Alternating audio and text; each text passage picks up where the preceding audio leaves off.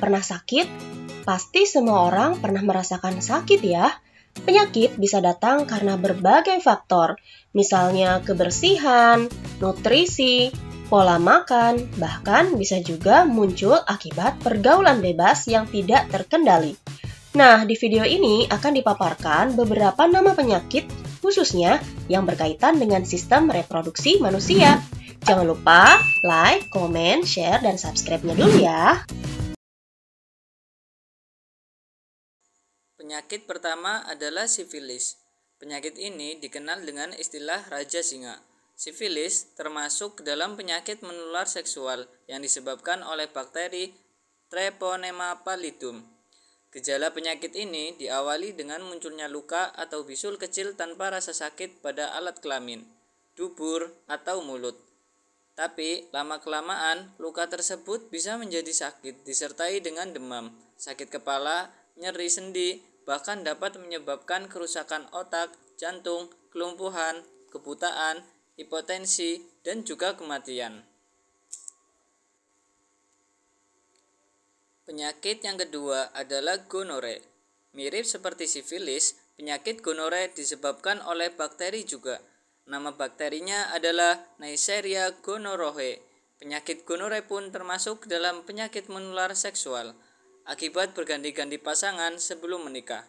Penyakit ini menyebabkan keluarnya cairan dari alat kelamin dan rasa nyeri ketika buang air kecil. Cairan yang keluar berupa nanah, makanya penyakit ini sering disebut kencing nanah.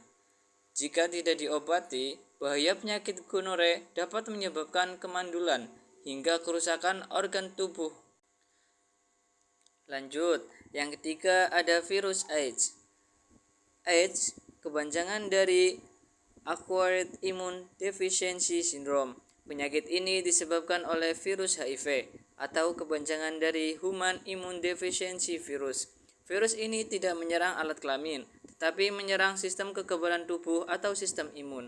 Akibatnya, tubuh menjadi rentan terkena berbagai macam penyakit. Penyakit AIDS juga termasuk penyakit menular seksual. Penularannya tidak hanya karena hubungan seks bebas saja, tapi bisa juga diakibatkan penggunaan jarum suntik dan jarum tato yang sudah terinfeksi virus HIV, atau bisa juga ditularkan dari ibu yang terinfeksi HIV kepada janinnya. Bisa juga sih dari transfusi darah, karena virus ini menyerang sistem kekebalan tubuh, sehingga tidak ada ciri spesifik. Seorang yang mengalami penyakit AIDS hanya saja menjadi rentan sakit, jadi perlu pemeriksaan khusus di laboratorium. Sampai saat ini masih belum ditemukan obat untuk menyembuhkan penyakit AIDS. Hanya ada untuk memperlambat perkembangan virusnya saja. Penyakit berikutnya adalah herpes genital atau herpes kelamin. Penyakit ini diakibatkan oleh virus herpes simplex. Penyakit herpes juga termasuk ke dalam penyakit menular seksual. Cirinya terdapat luka melepuh di area kelamin yang menyebabkan rasa sakit dan gatal. Walaupun sebagian besar penyakit ini ditandai dengan luka melepuh, tapi ada juga yang tidak menimbulkan gejala. Selanjutnya, ada penyakit Chlamydia. Penyakit Chlamydia diakibatkan infeksi bakteri Chlamydia trachomatis yang menyebar lewat cairan pada alat kelamin. Gejala yang timbul pada wanita biasanya terdapat keputihan yang amat bau dan sakit saat buang air kecil. Sedangkan pada pria ditandai keluarnya cairan dari penis, sakit saat buang air kecil, sakit pada bagian skrotum, dan adanya luka di penis yang terasa gatal atau seperti terbakar.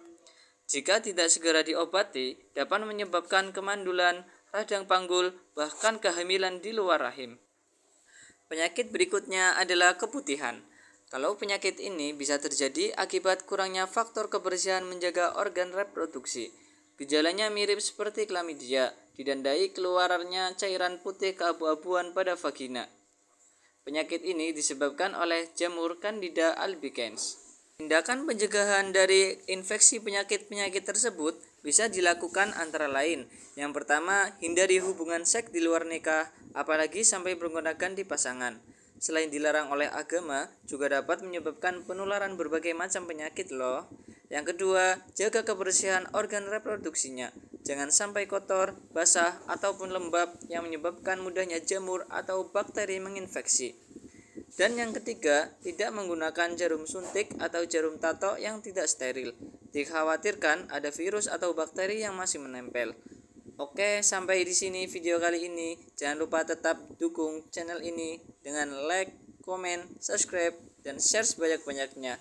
Terima kasih. Wassalamualaikum warahmatullahi wabarakatuh.